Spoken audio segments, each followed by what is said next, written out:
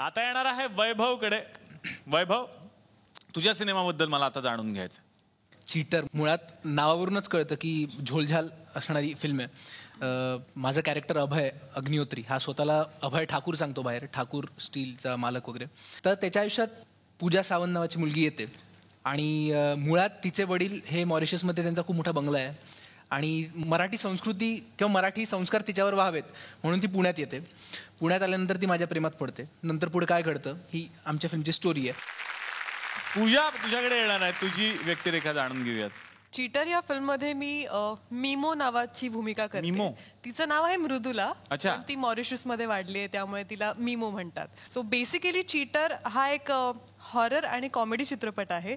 आपण अनेक भाषांमधले हॉरर चित्रपट बघतो, ते लोक करायला जातात हॉरर आणि चुकून होतात कॉमेडी. पण चीटर हा एक प्युअर हॉरर आणि प्युअर. म्हणजे आपल्याकडे असं सांगितलं, या या आता भूत येणार, या या सगळे चुकू नका, आता भूत येतात, या सगळे आलेत का. पण हे चीटरचं आहे की जिथे हॉरर आहे तिकडे प्युअर हॉरर आहे आणि जिथे कॉमेडी आहे इट्स कॉमेडी फिल्म. वा, क्या बात आहे. म्हणजे सस्पेन्स आहे की काय असणार आहे सिनेमा. पिंडदान या सिनेमाविषयी खरंच सगळीकडे चर्चा आहे आणि पॉला यांनी सुद्धा काम केलेलं आहे त्यामध्ये. त्यांची व्यक्तिरेखा सुद्धा काय आहे याबद्दल सुद्धा मला उत्सुकता आहे. पण पिंडदान हा सिनेमा नक्की काय? एक थॉट त्याच्यामध्ये मांडलाय की आपण सगळेच काही ना काहीतरी कारणासाठी भेटतो, काहीतरी घडून गेले म्हणून भेटतो. आपल्या भेटीला एक पास्ट असतो, एक हिस्ट्री असते आणि म्हणूनच त्या रिलेशनशिप डेव्हलप होतात. तर आशुतोष देवकर हा जे माझं कॅरेक्टर आहे, लंडनमधला एक डॉक्युमेंटरी फिल्म मेकर आहे तो, आणि मनवा हे एका डॉक्युमेंटरीसाठी, पिंडदानावरच्या डॉक्युमेंटरीसाठी भारतात येतात आणि तिथे आल्यानंतर ते खूप लोकांना भेटतात, त्यांची हिस्ट्री ते जाणून घेतात आणि त्या हिस्ट्रीमधनं त्यांना स्वतःची हिस्ट्री कळत जाते. त्याचबरोबर एक खूप वेगळ्या प्रकारची लव्ह स्टोरी सुद्धा आहे ज्यात पॉलाचं कॅरेक्टर फार मस्त पद्धतीनं येतं. ते काय आहे ते पॉला डेफिनेटली सांगेल, पण आय मस्ट से खूप खूप छान पद्धतीनं हँडल केलेली लव्ह स्टोरी आहे ती. वा. मग पॉला, तुम्हाला आता विचारायचं, पोलाला सारखं पॉला पॉला म्हणताना मला सतत ते गाणं आठवतं, पोला पोला प्यार है. याच विनोदानं 2 वर्ष काढली, 2 वर्ष चेष्टा करतोय. हा,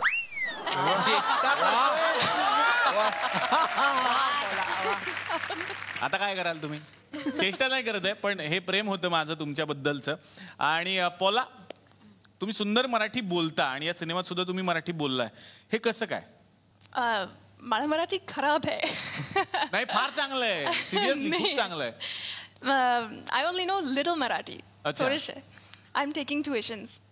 80% of my lines are in Marathi. वा. सो आणि डबिंग, आय डिड डबिंग सगळं. म्हणजे तिनं तिची स्क्रिप्ट, म्हणजे जी बाउंड स्क्रिप्ट तिला मिळालेली होती, त्याच्या शेजारी तिनं स्वतःची स्क्रिप्ट लिहिली होती. अच्छा. आणि खूप अभ्यास केला होता. म्हणजे तिच्या तोंडी हृदयस्पर्शी वगैरे असे शब्द होते जे तिनं इंग्रजीत लिहून ठेवले होते, जे मला इंग्रजीतच वाचता आले नाही की हे काय आहे. गाणं ओळखायचंय, विशाखा सुभेदार तुम्ही, बाकीचे पण गॅस करू शकता. ते असं असतं ना. हा, काय दाखवताय? अप्सरा आली, वा वा. इथून खाली पसरली लाली. Very good, very good. बरोबर ओळखले मॅडमने, त्यांच्यासाठी जोरदार टाळ्या. Pooja please come. या करा, डान्स करा.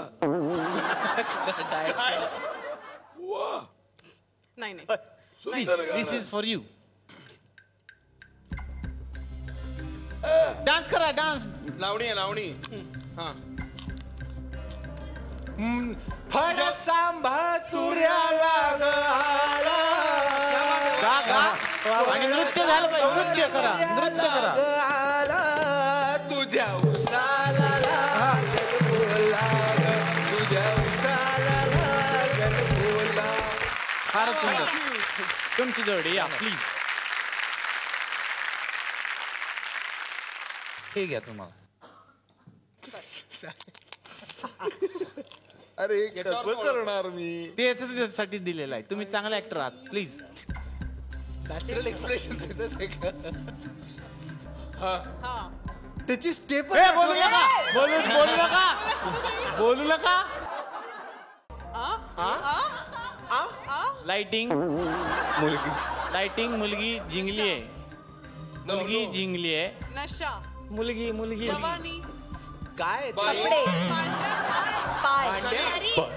तनू मुलगी शरीर तनू शरीर, देह देह, हुस्न, बॉडी, हुस्न. नशा झिंगलंय, झिंगलं 10 9 नशेमन 8 सर थोडा क्यू द्या ना, थांबा ना सर. 7 करू नका तू दुसरं काहीतरी करा. 6 दुसरं काहीतरी कर. हिंदी आहे तर झिंग. 5 जवानी जाने मन. 4 3 2 1 नाही, काय? बस विषय संपलाय. नशिला बदन. नशिला बदन असं असं. अरे त्याच्या आधी पण गाण्याची ओळी येते छमछम करतात त्याच्यात नव्हतं नशिला बदनवर अडकलाय आम्हाला. अरे छमछम असं दाखवलं असतं तर सगळ्यांनी ओळखलं असतं. तुम्ही या सर तुम्ही दाखवा. सर त्यांना सांगत राहा सर. सर त्यांना सांगत राहा बरं का. काही नाही. काही नाहीये. एकदम सोपं.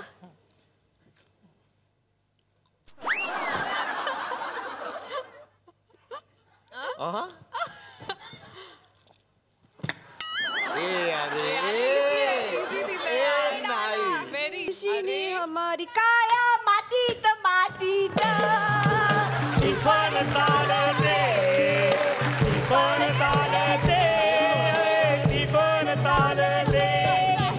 वा वा बेस्ट बेस्ट बेस्ट. कसं काय पण हे कळलंच नाही आम्हाला. हे असं करून कसं काय काय सोपं होतं ना. लॉजिक होतं सर. काळ्या मातीत कसं काया मातीत मातीत काळ्या टिफन चालत नाही. काळ्या मातीत टिफन चालू. Yes. वा वा वा बेस्ट. थँक्यू. क्या बात है बेस्ट. Thank you thank you. फायनली मी तुम्हाला विचारतो की कोण जिंकलेले असतील तुम्हाला वाटतं. मला वा वा. कसं कसं परत कर. काय फालतूगिरी काय होतं करत तू परत. कसं कसं कसं मला असं वाटतं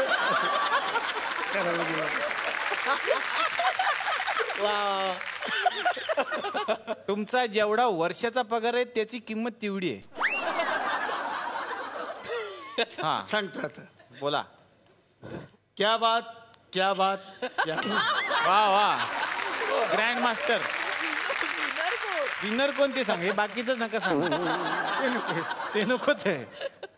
तर आजचे विनर आहेत हे नवीन जोडप. ओहो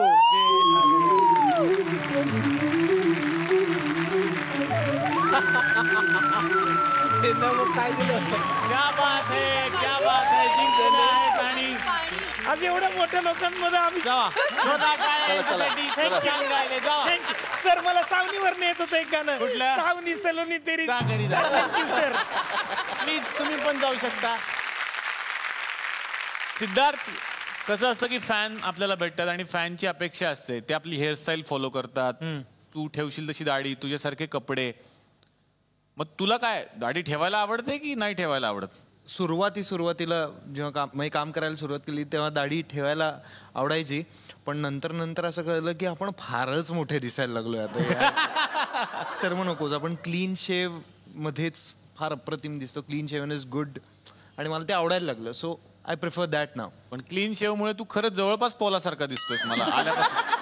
ते जुळे बहीण भाऊच वाटतात मला आल्यापासून. पण सिद्धार्थ तू क्लीन शेवन लुक मध्येच खूप छान दिसतोस आणि असाच छान राहा म्हणून जिलेट तर्फे तुलाही मिळतं एक गिफ्ट हॅम्पर. जिलेट तर्फे तुम्हाला मिळतं हे गिफ्ट हॅम्पर जिलेट मार्क 3 ज्याचे 3 लेड तुम्हाला देतात क्लीन शेवन लुक सदैव कॉन्फिडंट आणि सक्सेसफुल राहण्यासाठी.